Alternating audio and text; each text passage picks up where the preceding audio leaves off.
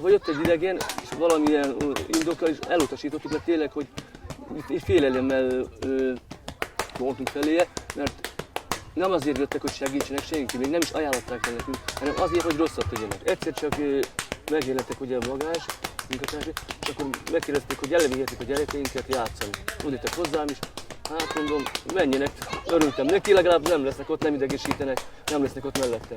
És egyszer csak 2 hét telteltével, ugye folyamatosan jártak, minden nap jártak. Láttam a gyerekemben, hogy változnak, és szófogadó voltak velem szembe szülei, a édesanyjukkal is. És azt is láttam, hogy az önkéntesség felveszik az én gyerekemet, amit én nem tettem meg, ölükbe veszik, és játszanak velük, csókolgassák őket. És tényleg, és én csak leestem, hogy ilyen is létezik, ilyen is van.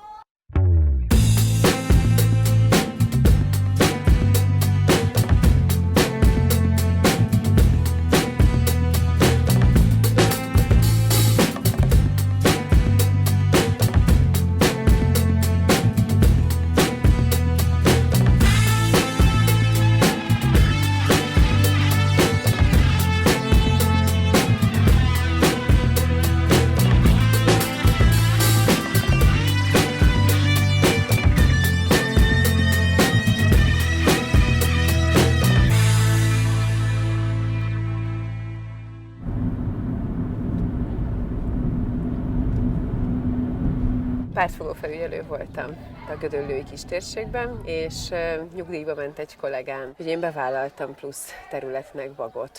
Ez egy nagyon hírhedt telep volt, nagyon sok bűnelkövetővel. Akkor azért úgy rögtön azt éreztem, hogy azért itt valami mást is kellene csinálnom, nem pusztán ezt a munkát, vagy nem pusztán a pártfogás. És akkor azt gondoltam, hogy elkezdek ide önkénteseket toborozni.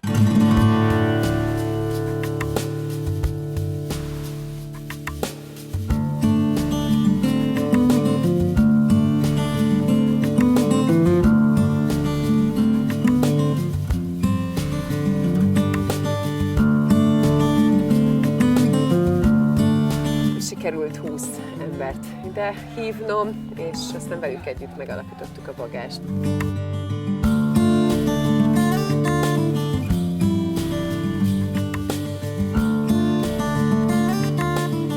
Dányon vagyunk, ez is 40 kilométerre van Budapesttől, azért szerettünk volna tovább lépni, hogy tudjuk kipróbálni azt, hogy maga a program struktúránk az mennyire használható máshol is, annak érdekében, hogy akár ez későbbiekben egy terjeszthető modellprogrammá váljon.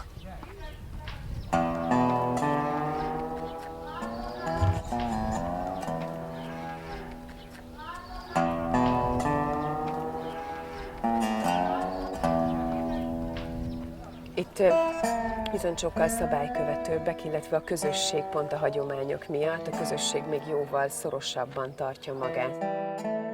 Felszólítottam, hogy igenis a polgármester asszony kiadta ezt, hogy Szuper. szép legyen az utca. Hát ugye itt el is kezdtük így valahogy, még, de hát És akkor szombaton befejezitek. szombaton még elkezdjük, megbeszéltük a Borcsával, hogy jönnek, úgyis 2-kor lesz X-ünk, hogy akkor X-et foglaljuk be ezzel a most gyerekekkel, hogy takarítsunk. Hát ugye megbevonjuk az egész telepet, ugye, hát mert arra, hogy talajvíz van, hát majd megmutatom, hogyha arra megyünk, hogy a talajvíznek a tetején van a sok szemét, meg minden. És ezt összeszeditek. Hát igen. Jó van. Jó. Régebben lovakkal üzleteltek, amit egyszerűen átváltott az, hogy autókkal kezdenek el kereskedni és üzletelni, és elég sok háznál, ahol nagy autók vannak, ők ezekkel az autókkal üzletelnek, vagy akár szerelik. Viszont még amivel itt dolgozunk, tehát az adósságkezelésnek az is van jelentősége, hogy lehet ezt legálissá tenni. Mert hogy onnantól, ha már legálissá tesszük és bevételeik vannak, valódi jogszerű bevételeik, akkor azért elkezdhetnek egy teljesen más életet élni, amivel integrálódni tudnak könnyebben a többségi társadalomhoz, de hogy ezeken kell egy kicsit dolgozni, hogy olyan irányba tudjanak elindulni, amit viszont a többség is be tud fogadni és elfogadható lesz számukra, mert egyébként az ellentétek azok egyre nőnek. Megkapjuk a pénzt, ugye nálunk senki nem keres, hogy Ambor kapja azt a 22 000-et, meg én a fizetést, és hogy abból most fizessük a gázt, a vizet. Igen. A vizet is, az majdnem is 20 000 az is. Most is. Meg ugye meg plusz az de és a fiaid? Egy se dolgozik. És nem akarnak ők elhelyezkedni? Úgy voltak, hogy napi napi pénzben mentek, tudod? Igen. És most megint Hány leálltak. osztályuk van? 8. De ők miért nem jönnek a Zöld Hídhoz? Nem, most a Zöld Hídhoz most 9-en kezdenek. Elvileg lehet, hogy most csak 8 lesz, mert a Csilla, az Olá Csilla most még kérdéses, de elvileg 8 embert felvettek, és gyerek... most fogunk még Purcát is most fogjuk. Jó, örülök neki. Igen, tehát neki pont ma írjuk meg az önéletrajzát, és mondtam neki éppen, hogy fesse be a haját, mert egy ilyeneken voltak fennakadva, hogy akkor hát, hogy nézik azt, hogy néz ki, mert hogy hiába hulladékválogatás, de nekik fontos igen, az, hogy néznek ki, hogy adnak magukra. Igen, és, azt mindenki megnézi. és akkor mondtam a Purcának, hogy nála ez szerintem jó napot, de hogy megvan a 8 osztálya, és hogy egyébként megírjuk a felvételi, vagy megírjuk neki az önéletrajzát, és hogy itt a fiaidat is simán, ha megvan a 8 osztály. Szóval beszélj velük, mert akkor onnantól érted, nem ez lenne a kérdés, hogy akkor most ki tudjátok-e fizetni, hanem akkor, ha dolgoztok 3-an, akkor onnantól már megvan. Itt van felnőtt oktatásunk, adósságkezelés, ahhoz kapcsolódóan mentorálás, tehát budapestiek járnak ide és foglalkoznak egy önkéntes, egy telepen élővel. A felnőtt oktatásnak a célja, hogy az általános iskolai végzettséget megszerezzék, vagy írni-olvasni megtanuljanak, akik nem tudnak.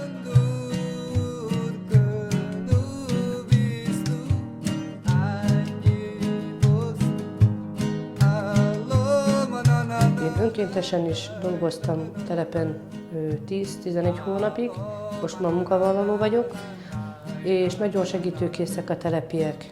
Örülnek neki, nagyon látszik, hogy most már haladóban van az, amit el akarunk érni, hogy legyen villanyunk, hogy ne éljünk félelembe azért, mert ugye ebből nagyon nagy probléma van a telepen, és ebbe tud nekünk segíteni a Bagazs azért, hogy tényleg, hogy nem tudtuk mi az a spórolás, nem tudtuk mi az, hogy megmarad egy kis pénz, ugye addig nem jöttünk a boltba, míg el nem költöttük, és ugye ilyenekre megtanítottak minket, aminek nagyon örülünk, mert tényleg minden 5 forint, 10 forint azért számít az embernek. Igazából a motivációm az volt, hogy épp váltásban voltam az életemben, és szerettem volna valami hasznosat csinálni. Azt éreztem, hogy nem elég hasznos az a munka, amit végeztem. A tanítás az meg egy ilyen vonzó terület volt részben, mert egyébként van tanárvégzettségem, nem nagyon tanítottam, és ez a kettő itt találkozott, és akkor rájöttem, hogy végül is, hogyha csinálom a munkámat, akkor heti egyszer élhetek ennek a 2 célnak együtt, és nem kell ezt professzionális szinten keresni, hanem ez így teljessé teheti így az életemet, vagy amit fontosnak tartok. Azért van itt nálunk ennyi önkéntes, diáktól kezdve, mert azt gondoljuk, hogy kell, hogy kapcsolódni tudjanak másokhoz azok az emberek, akiknek még az is sokszor nehéz, hogy egyáltalán megszólaljanak, vagy pedig elmenjenek a busz megállóig, mert hogy annyira nem szoktak meg ilyen helyzeteket.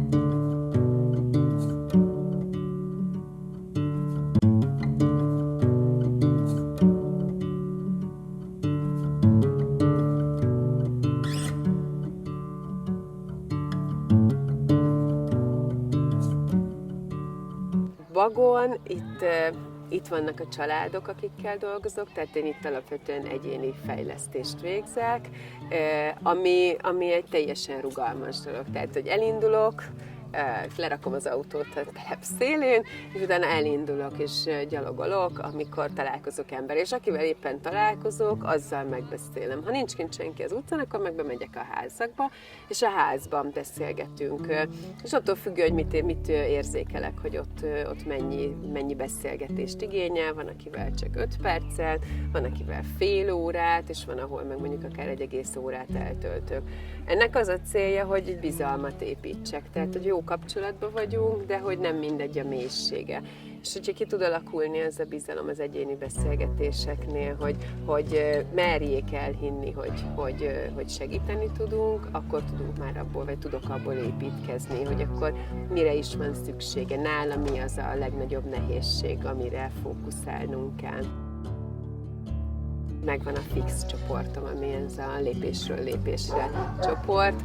Akikkel egyénileg dolgozom, azok járnak össze a csoportban, aminek meg az a célja, hogy a közösséget fejlesszük. És tulajdonképpen itt pontosan azt csináljuk, hogy a közösség mit tud magáért tenni, ki milyen feladatot vállal, ki mit fog intézni, hogyan tudjuk elérni azt, hogy ők hogyan tudják elérni, hogy legyen világítás, vagy ne legyen szemét, vagy ne legyenek kóborkutyák.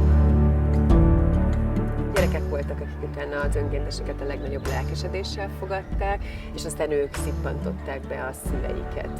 Volt olyan, aki beletanítja minket abba, hogy lehet másképp is élni a gyerekeimmel, hogy én hogy foglalkozzak, vagy én hogy kommunikáljak az emberekkel. Nagyon hamar kialakult ezt, hogy mi nem adományozunk egyáltalán, ezért ezt viszonylag könnyen tudjuk kezelni, hogy ne arról szóljon, hogy ki mit kap, kinek mi jár, hanem inkább arról tudjon szólni a mi munkánk, hogy hogyan tudjuk az embereket ösztönözni arra, hogy kezdjenek el cselekedni saját magukért, hogy valami változást érjenek el. De én előtte nem tudtam mi az, hogy segíteni valakin. És annyira össze tudtunk kovácsolódni ebben, annyira tudtunk egymást segíteni, és már én azért mentem, hogy tudjak adni, hogy tudjak segíteni. Már nem is az érdekelt, hogy én kapjak, nem is érdekelt. És ez belém épült, és ez belém meg is nagyon megmaradt most is. És most is ugye ezért vagyok itt a bagázson, segítsem az embereket. Örülök neki, hogyha látom, hogy valakin tudok segíteni. Mert látom, hogy az ember élvezi ezt, és örül neki. Mert én nekem szükségem volt segítségre, és ezt megkaptam. És most szeretnék abból visszaadni ebből, amit én kaptam, hogy jobb adni, mint kapni. És annyira örülök neki, annyira jó, hogy a gyerekeim is, most közel kerültünk egymásról, a feleségem, a családom, a gyerekeim, és annyira szeressük egymást, tiszteljük egymást, változnak nagyon az emberek, a gyerekek felnőttek, és ez köszönhető a bagázsról.